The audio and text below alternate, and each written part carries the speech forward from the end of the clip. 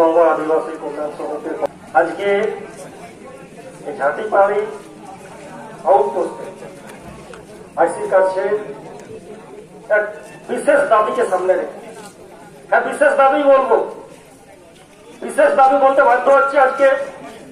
তবে প্রথমে আমি এই প্রখর রৌদ্রে বিভিন্ন এলাকা থেকে আমাদের যারা সংগ্রামী সাথীরা এসছেন তাদেরকে ধন্যবাদ, অভিনন্দন, জোহার জানাবো।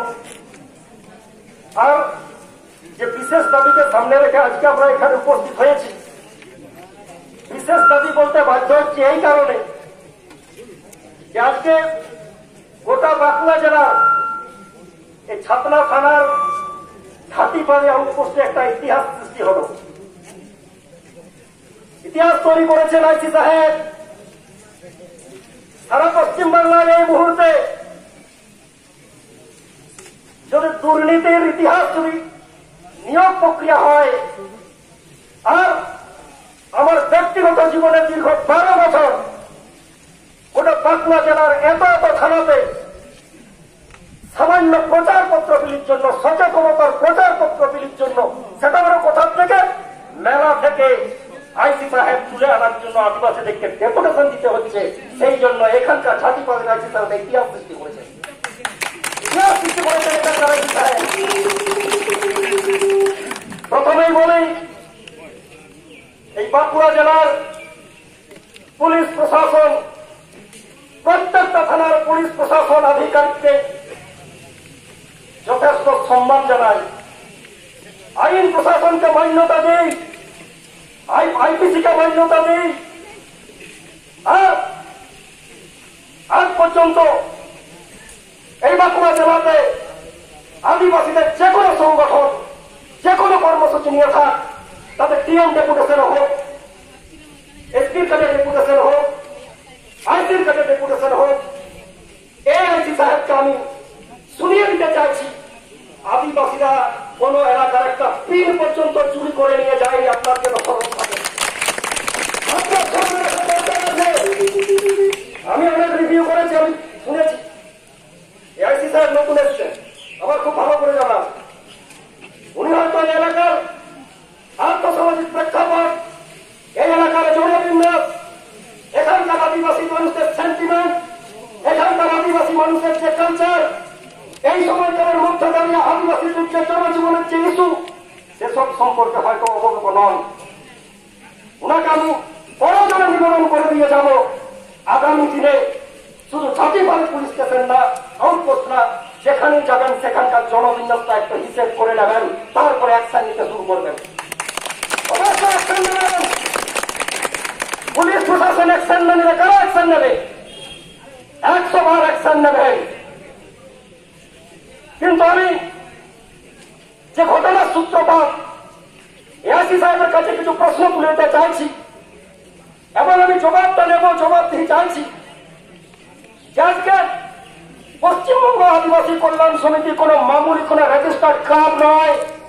আপনার কানে যেন থাকে, পশ্চিমবঙ্গ আদিবাসী কল্যাণ সমিতি কোন মামুলি ক্লাব নয়।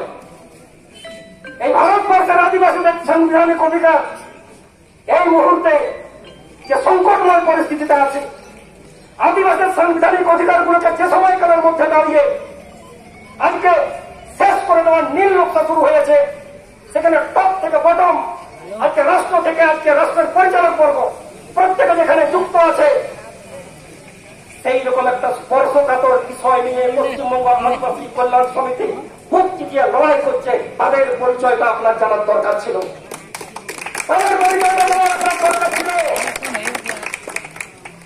আর কিসের কারণে কি এত আজকে যে প্রচারপত্র তুলে আনলেন, আমি প্রশ্ন রাখতে চাই, ওই প্রচারপত্রের একটা লাইনে, ওই প্রচারপত্রের একটা লাইনেও যদি কোন অসাংবিধানিক কথা লেখা থাকে, ওই প্রচারপত্রের কোন লাইনে যদি একটাও কোন উস্কানিমূলক কথা লেখা থাকে, ওই প্রচারপত্রের কোন লাইনে যদি ধর্মান্ধতার কথা লেখা থাকে, ওই প্রচারপত্রের কোন লাইনে যদি সাম্প্রদায়িকতার কথা লেখা থাকে, আমি বিপ্লব করেন আপনার সামনে কালকের থেকে এই মাইক ধরা বন্ধ করে দেবো, সংগঠন করা বন্ধ করে দেবো।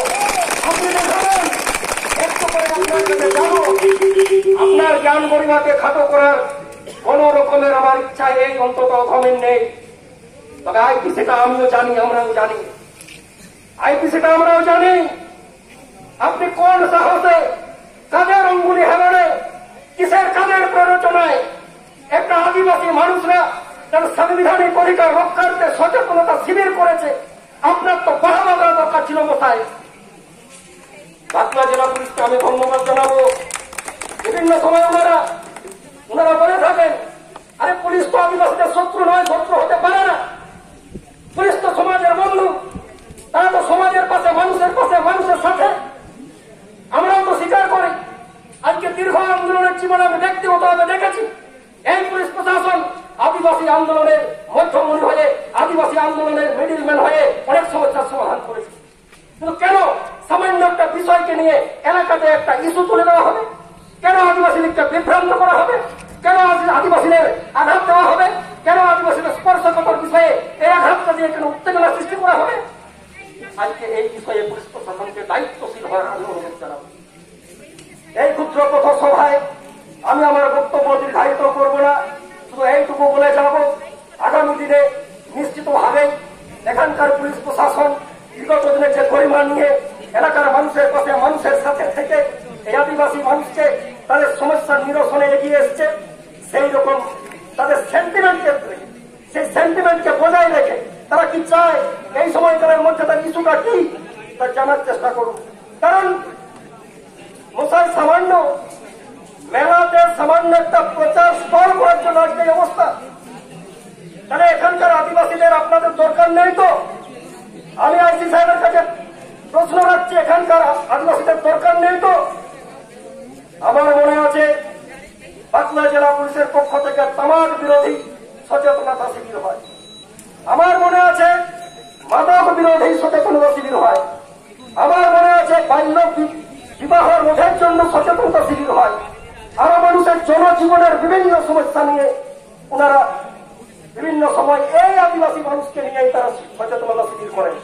আমরাও এগিয়ে আসছি, বিভিন্ন আদিবাসী সংগঠন এগিয়ে আসছে। আইসি সাহেব স্বীকার করুন বা না করুন, তার অনেক ইতিহাস আছে এবং পুলিশ প্রশাসন এটা করছে। কিন্তু আজকে কিসের জন্য? যেখানে একটা আদিবাসী সংগঠন তাদের সাংবিধানিক অধিকার রক্ষার্থে সাধারণ মানুষকে বোঝানোর জন্য, সচেতন হওয়ার জন্য একটা মেলাকে প্রচার করছে এবং সেটা নিয়ম নীতি অনুসরণ করে কাদের অঙ্গুলি হেলনে, কাদের প্ররোচনায় আজকে এরকম পরিস্থিতি সৃষ্টি হল, তার জবাবদিহি কিন্তু করতে হবে। আমি আমার বক্তব্য মোটেও দীর্ঘায়িত করব না, শুধু এইটুকু বলে যাব যে বাঁকুড়া জেলার বিভিন্ন এলাকাতে দীর্ঘদিন নয় আন্দোলনের ইতিহাসটা একটু অন্যরকম।